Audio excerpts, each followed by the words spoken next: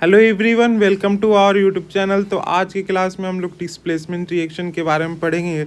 सबसे पहले आपको 3 नेल्स लेना है, ठीक है। अब आपको क्या करना है, तीनों नेल्स को लेकर उसको क्लीन करना है रबिंग पेपर से। सबसे पहले उसको क्या करना है, रबिंग पेपर से क्या करना है, क्लीन करना है। अब क्या करना है, 2 टेस्ट ट्यूब लेना है और उसको ए से मार्क कर देना है और बी, यानी 2 टेस्ट ट्यूब को लेना है और ए बी मार्क करने लेना है। और ईच टेस्ट ट्यूब में आपको 10 ml कॉपर सल्फेट का सॉल्यूशन लेना है, ठीक है। अब क्या करना है, tie to iron nail with a thread. अब क्या करना है, दोनों आयरन नेल को थ्रेड से बांध देना है और उसको इमर्स कर देना है, यानी उसको डुबा देना है केयरफुली तरीके से कॉपर सल्फेट सॉल्यूशन में इन अ टेस्ट ट्यूब बी में। और लगभग 20 मिनट के लिए उसको डुबाए रखना है और एक नेल को बगल में रखना है कंपैरिजन के लिए। अब क्या होगा, after 20 minute take out the nail iron nail from copper sulphate. और 20 मिनट के बाद आपको क्या करना है, टेक आउट कर लेना है आयरन नेल को कॉपर सल्फेट सॉल्यूशन से। अब क्या करना है, कंपेयर करना है intensity of blue colour of copper sulphate solution in test tube A and B. तो इंटेंसिटी को क्या करना है, कंपेयर करना है। तो compare the colour of iron nail deep in the copper sulphate solution. अब क्या करना है, जो भी आपने आयरन नेल को डुबाया था उसको क्या करना है, कंपेयर करना है जो आपने बगल में रखा था उससे। तो ये है, ये देखिए, ये स्टैंड है।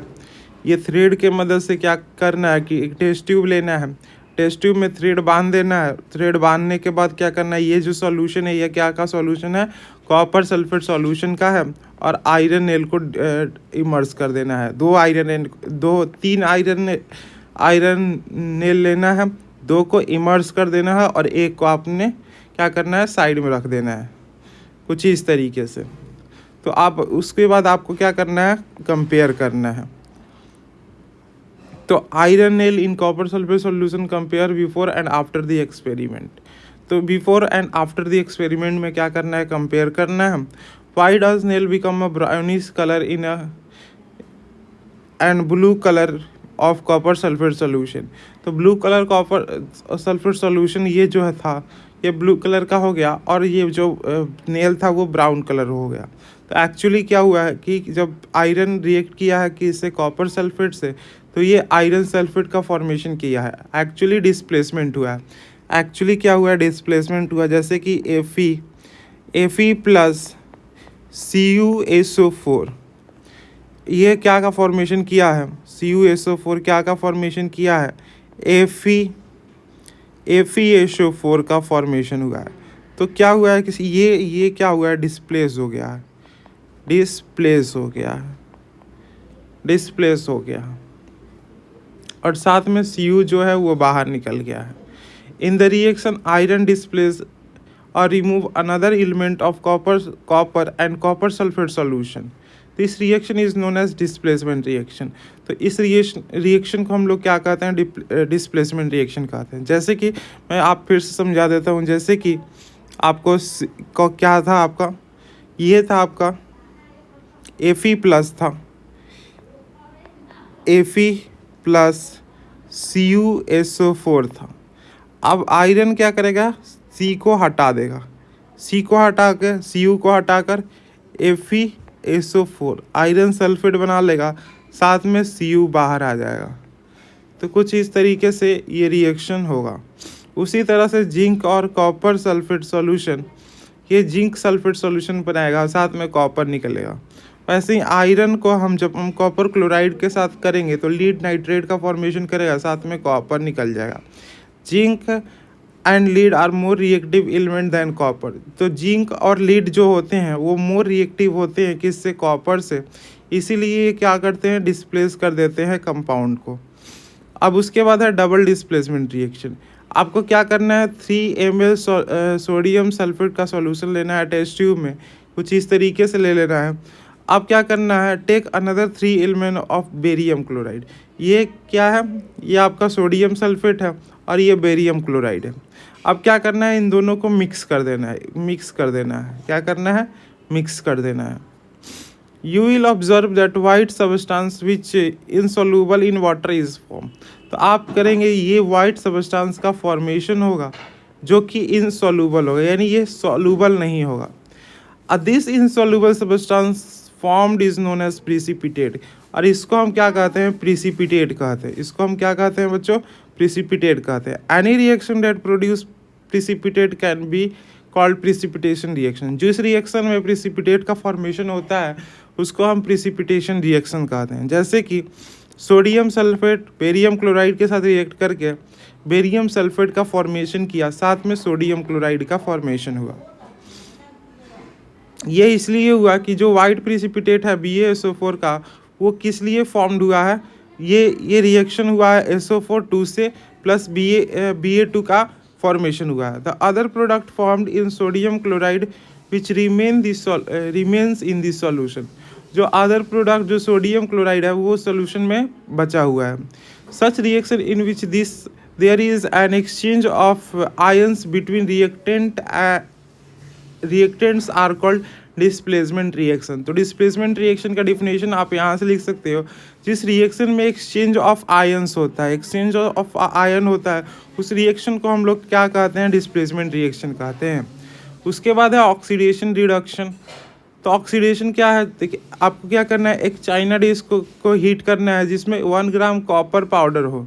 क्या ऑब्जर्व कीजिएगा, the surface of copper powder become coated black copper 2 oxide. Why has this black substance form?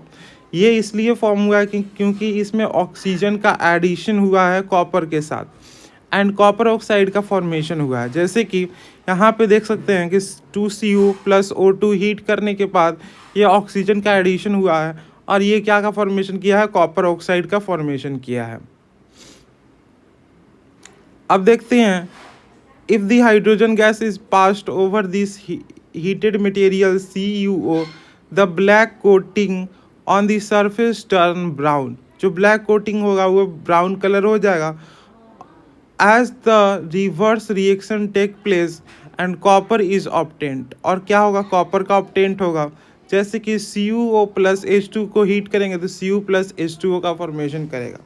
If substance gain oxygen during reaction, अगर गेन हो रहा है ऑक्सीजन का तो उसको हम क्या कहेंगे? ऑक्सीडाइज कहेंगे। अगर सब्सटेंस लॉस कर रहा है तो उसको हम क्या कहेंगे? रिड्यूस कहेंगे। During reaction the copper two oxide loss oxygen and being reduce, और रिएक्शन में कॉपर टू ऑक्साइड क्या कर रहा है? ऑक्सीजन को लॉस कर रहा है और ये रिड्यूस हो रहा है।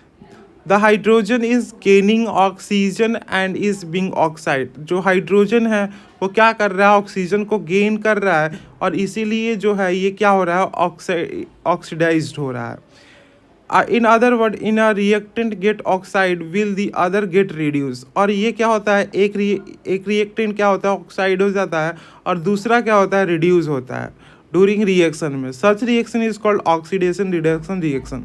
और इस रिएक्शन को हम क्या कहते हैं? ऑक्सीडेशन रिडक्शन रिएक्शन कहते हैं और रिडॉक्स रिएक्शन कहते हैं। जैसे कि आप देख रहे हैं कि इसमें रिमूवल ऑफ ऑक्सीजन हो रहा है तो ये क्या होगा? ये रिडक्शन हो रहा है, रिमूवल ऑफ ऑक्सीजन। और एडिशन ऑफ ऑक्सीजन क्या होगा? ऑक्सीडेशन होगा। जैसे कि ZnO प्लस CO, तो Zn प्लस CO ये किसका एग्जाम्पल है? रिडॉक्स रिएक्शन का। वैसे ही MnO2 plus 4HCl, MnCl2 plus 2H2O plus Cl, ये भी किसका एग्जाम्पल है? रिडॉक्स रिएक्शन का एग्जाम्पल है। तो carbon oxide CO and ZnO is reduce. तो कार्बन क्या हो रहा है? ऑक्साइड हो रहा है और ZnO क्या हो रहा है? रिड्यूस हो रहा है, रिड्यूस टू जिंक हो रहा है। In reaction HCl oxide to Cl2, और HCl क्या हो रहा है? ऑक्सीडाइज हो रहा है क्योंकि रिमूवल ऑफ हाइड्रोजन हुआ है। अभी जहाँ पर Mn2 रिड्यूस हो रहा है MnCl2 में। From the above example we can say that if substance gain oxygen or loss hydrogen during reaction it is oxide। तो क्या हो सकता है यहाँ से? अगर कोई सब्सटेंस ऑक्सीजन को गेन कर रहा है और हाइड्रोजन को लॉस कर रहा है रिएक्शन में, वो क्या होगा? ऑक्सीडाइज्ड होगा। अगर सब्सटेंस लॉस कर रहा है ऑक्सीजन को और हाइड्रोजन को गेन कर रहा है तो वो क्या होगा? रिड्यूस्ड होगा। तो ये आपको याद रखना है। ऑक्सीडाइज्ड क्या होगा? ऑक्सीडाइज्ड क्या होगा? ऑक्सीडाइज क्या होगा?